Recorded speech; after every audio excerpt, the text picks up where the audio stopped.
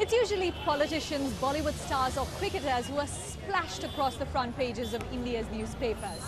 But the story of the rise of one of its own, from a school in Hyderabad to the top of a massive global company, has really caught the imagination of people here.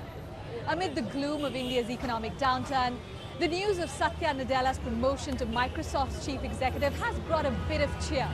But he isn't the first person from here to lead a major global business.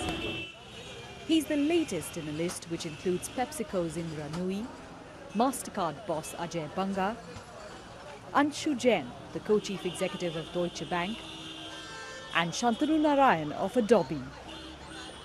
So might someone growing up in India have qualities that makes them stand out on the world stage?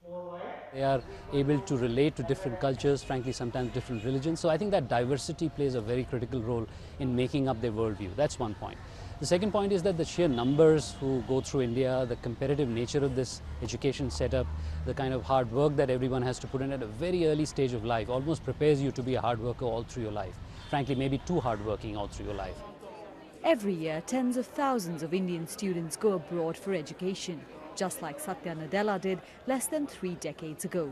The majority of them travel to the US, not just because it's a developed economy, but because it's felt opportunities are awarded on merit, often quite in contrast with Indian firms.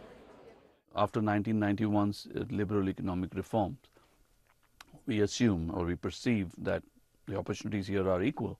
But if you look hard, you will find that a substantial number of the Indian companies are still controlled by families.